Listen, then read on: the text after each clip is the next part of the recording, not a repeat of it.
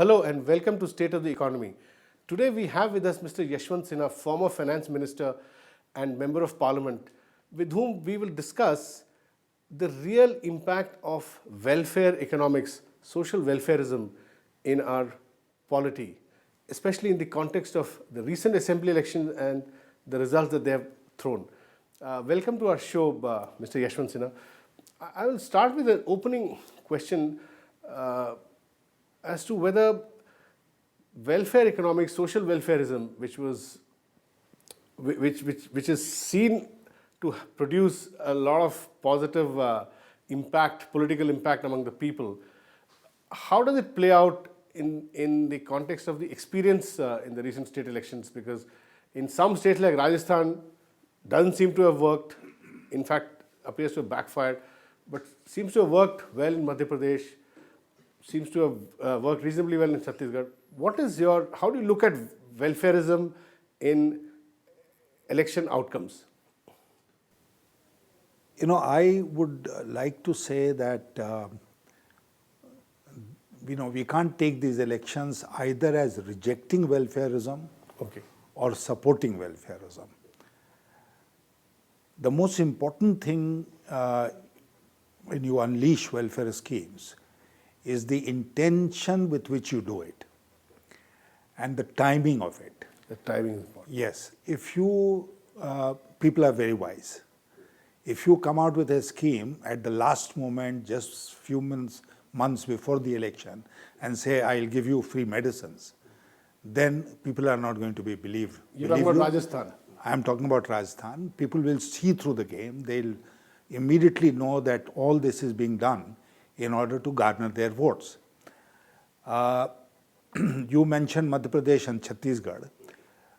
There also we are aware that welfare schemes have been on for some time, for many years in fact. But there, all these schemes were put in place well before elections. In fact, Chhattisgarh preempted the food security effectively. And even today, it is supposed to be the best model that is available in the country. So, people like to look at your intention. Especially if you are in power, they like to judge you by your intention. If they think that your intention is to, mislead them, then they will not be taken in. If they think that you're sincere and you really want to do what you want to do, then they'll support you. So this is how I'll make a distinction between what has happened in the BJP-ruled states and what has happened in the Congress-ruled states, including Delhi. I mean, Delhi has had a number of welfare schemes that Sheila Dikshit had started, but that didn't work. But having said that, I'd like to make an overarching point. And that overarching point that I'd like to make is that people are now looking for what they consider to be their right. They're not looking for doles. They don't want to be reduced to the level of beggars, that they'll come with extended hands, arms, and ask you for doles. That is what they don't like. So they don't like welfare dependency. Yes. So you could have welfare schemes which empowers them rather than makes them dependent. So is this a new distinction that you could draw when you're looking at India's young population, under 35, 60% of the voters are under 35? I think we'll have to draw these lessons very, very clearly. Every party will have to do it and judge for itself whether the so-called welfarism has worked or not worked. And my prescription will be, let's not look at it purely from the standpoint of election, winning election. It should be a commitment, and that commitment should clearly be visible.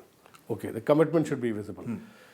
And sir, when you were finance minister, how did you see packaging growth and welfarism, and how did you draw a balance between the two? There are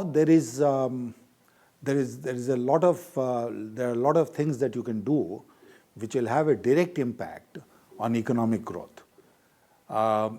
For instance, instead of the present Mahatma Gandhi National Rural Employment Guarantee Scheme, we had something called the Gramin Sampurn Gramin Rozgar Yojana. Rozgar. Now, it was not a legal entitlement, but we said we'll provide wherewithal resources for construction of rural infrastructure. But we did not put it in a straitjacket as Manrega has done. What has Manrega done? It has said that the ratio of labor to material will be 60-40. Now 60% in every scheme has to be spent on labor, Wages, yeah. wages, and only 40% on material. There are many things, many activities where this ratio will have to be necessarily altered. Okay. But the district administration will not alter it because they will be violating the law and the guidelines, with the result that you are taking up schemes which are at best temporary. Why can't it be left to the district administration? It should be left to Isn't the logic of decentralization. It is to be left to the panchayats. Panchayats, yeah. You But know, isn't that a commitment? At the center, it seems there's a bipartisan. I am totally for it. I am totally for making the money available to the panchayats. All these 40,000 crore rupees that we spend on Manrega, we should make it available to the panchayats and let the panchayats decide which scheme they want to take up, and whether it's going to be so much labor, so much material is something they should decide. But we sit in Government of India and we prescribe from here what the requirements are, and then there are all kinds of problems on the ground. And so I remember you had attended a conference in Stanford last year, and you yourself told me that you had made a presentation and Sitaram Yechuri of CPM, and you told the audience that you should be excused if you sounded a lot like the CPM. So is BJP also veering more towards welfareism, but after studying properly what will work and what will not, or is your economic model in the coming elections be projected as much more growth oriented? Or? No, as I said, there is no conflict between the two. What I was referring to in my Stanford lecture was a quality of life issue. A quality of life. It was not, I was not recommending a dole. I was saying that we should take up schemes which will improve the quality of life of the people. They are wrestling with it on a daily basis, and we should ensure that they do more productive things instead of bothering about those things. Okay. So there are certain basic amenities which should be provided to every village, and we should look at the community, the village community, and not the individual as far as this issue is concerned. So electricity to the whole village, road to the whole village. Public services. Yeah, irrigation to the whole village. Now, if you do this, this by itself will generate economic activity in the village. I'll give you an example. I mean, there is a whole area, rural area in my constituency, where people wanted me to ensure a railway halt station. So I took it up, and the railway halt station was created. Then they told me that their requirement was a train which will enable them to take their vegetables and other agricultural produce to the nearby coal-bearing area, coal-field area, where they can find customers. And so there's one way of doing it. Yeah, this is one way. I mean, you open up an area and you increase the economic prosperity. Creates a ripple effect. Yeah. We'll talk about this, but after a small break. Please don't go away and stay with us.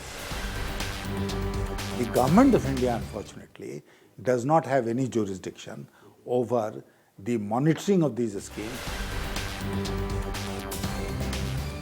Welcome back to State of the Economy. We are having a conversation with Mr. Yashwant Sinha, former Finance Minister and Member of Parliament. Mr. Sinha, I agree with you that welfare economics cannot be seen in isolation. It has to combine with growth. But we tend to see, analysts, journalists, even economists tend to see things in black and white. And uh,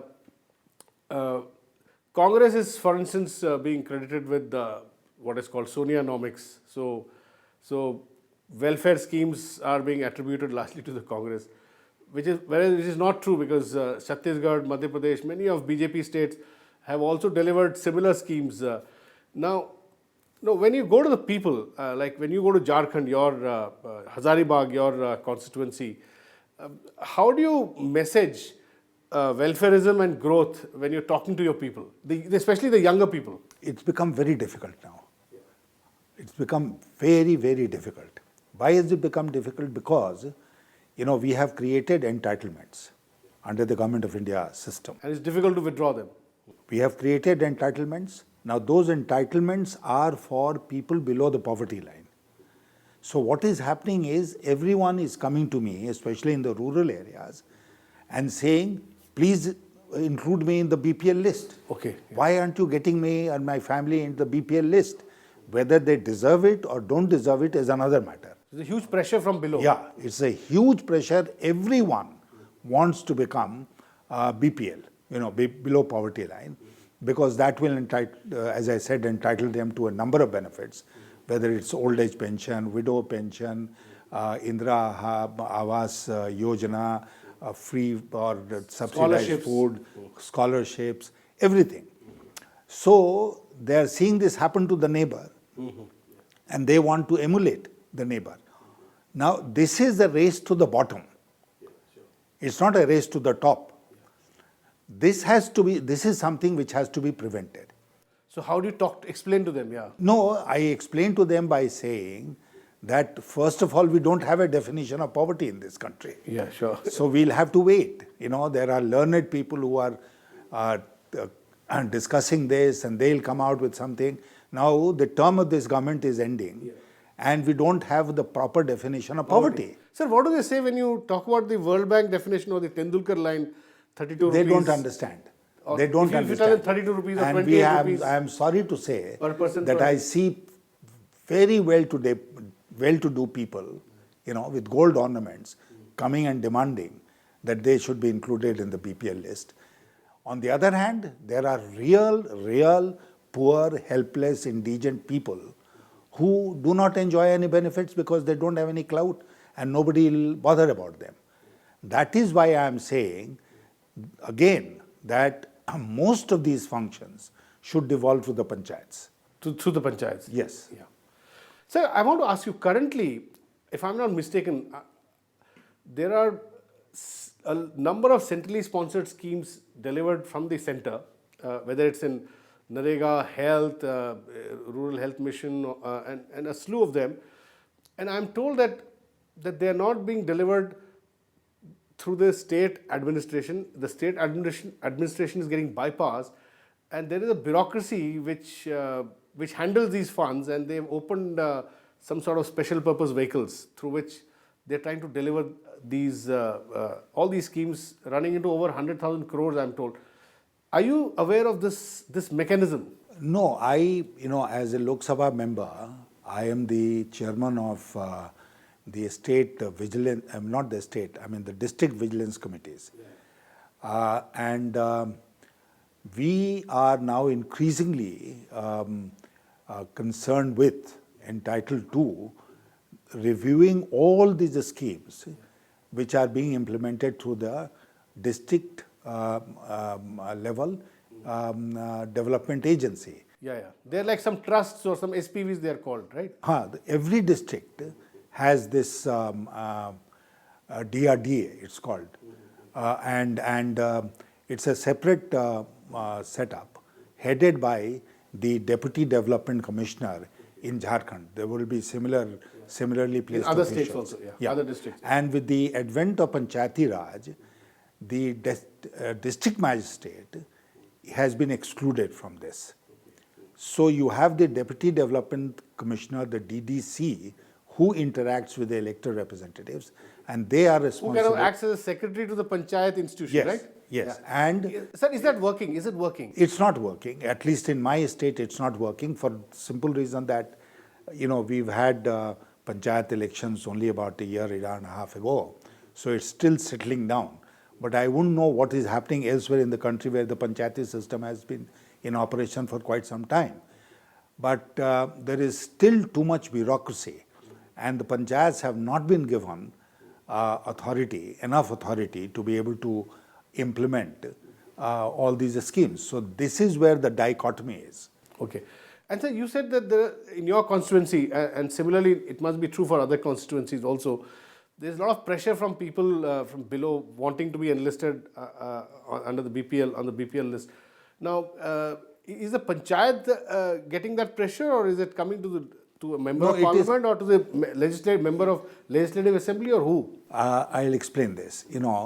People, they are unable to make a distinction between various kinds of elected representatives. So if I go, I am a member of parliament. If I go to an area, they'll complain to me about the same things. If the MLA goes, they'll complain to the MLA also about the same things. If the panchayat representative goes, they'll complain to the panchayat representative about the same thing. This distinction between the jurisdiction of the panchayat, the district, the state and the center has not yet sunk to the level in the consciousness of people. And that is why, everybody starts complaining like hell whenever any elected representative visits them. Okay. So, sir, then we come back to the central issue of how do we know, or do we really know how this over 200,000 crore worth of centrally funded schemes, or this kind of magnitude of money, how is it being used? Is there any kind of there is absolutely audit or any kind of outcome auditing?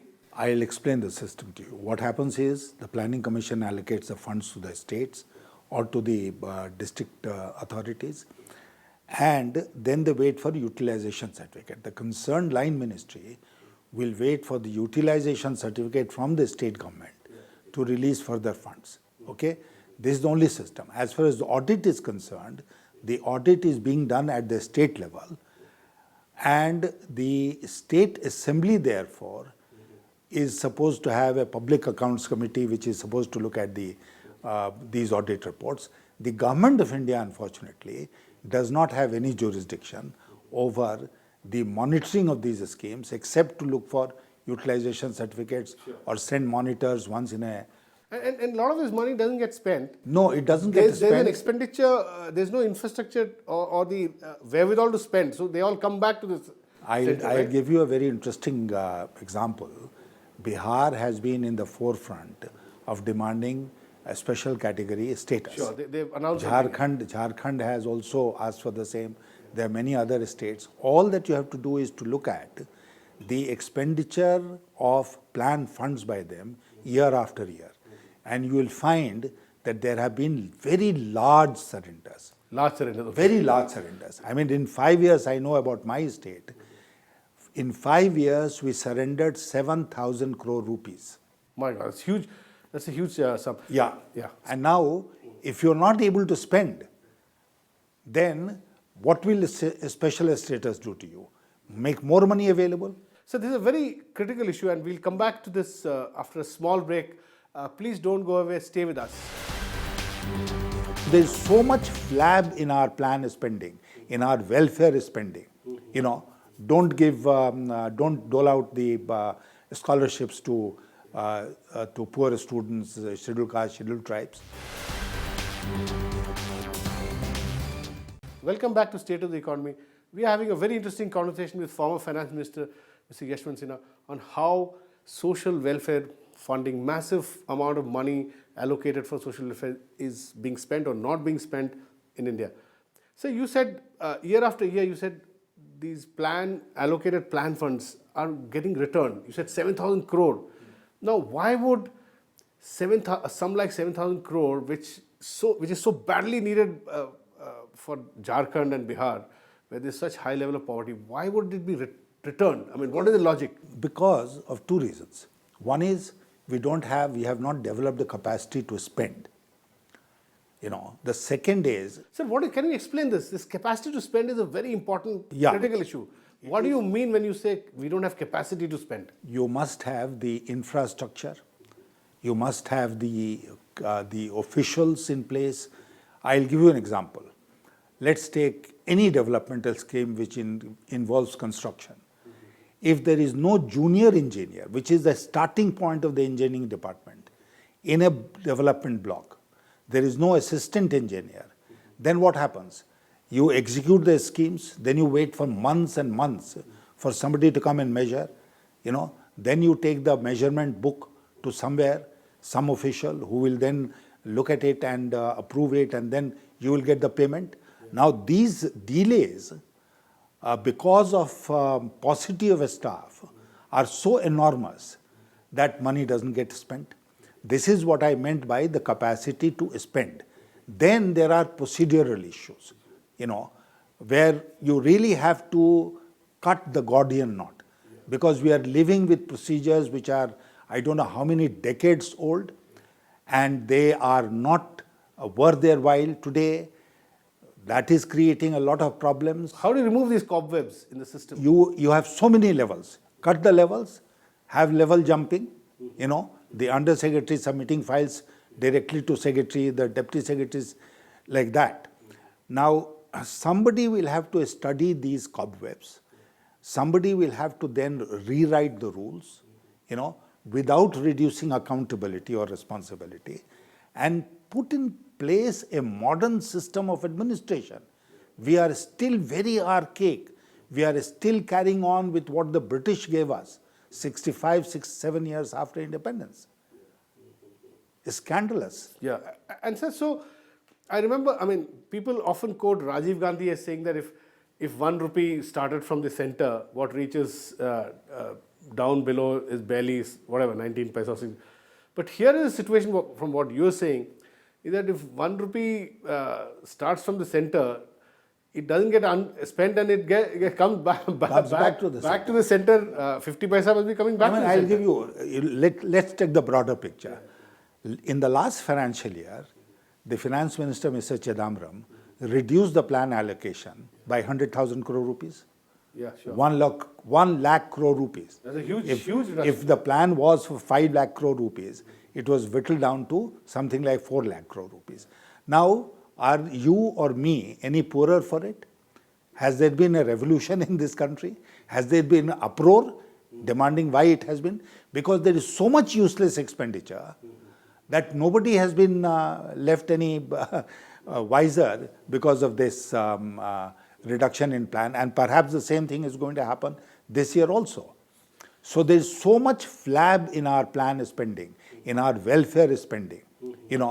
Don't dole out the scholarships to poor students, scheduled castes, scheduled tribes. So do you think this is one of the reasons why merely announcing such huge schemes and announcing big numbers does not lead to political outcomes? You get defeated because maybe, as you said, it's not reaching there, it's coming back. It's coming back, but they know that they are entitled to something which they are not getting. And they get even more angry. They get more angry? Yes. Okay. And so how are states dealing with this? Because with more regionalization of politics, more decentralization, state leaders, regional leaders have come into their own. Now, how do they deal with their electorate? Do they tell their electorate that, listen, this is what the center's policies and prescribed procedures are, which we are not able to sort of deal with? Or how do they deal? A smart chief minister will take advantage of the central schemes, have some of his own, and then implement it as forcefully as possible, as faithfully as possible, and reap the political advantage.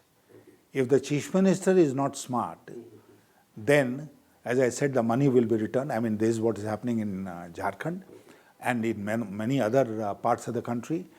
And therefore, the quality of leadership at the state level today, that's very important, has become extremely important. Sure. A state will prosper if the chief minister is a determined person. So, sir, are you suggesting that a smart chief minister will still use the money properly? Is this why a demand is coming from some of the more proactive chief ministers like even Narendra Modi and others, that you just give us the money, let us spend the way we want to. We know what our requirements are. Yes.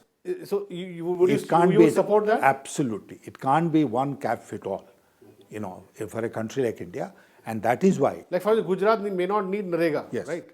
The finance committee which I head, finance committee of parliament, we had recommended to the planning commission that you reduce the number of schemes from something like 150 to about 10.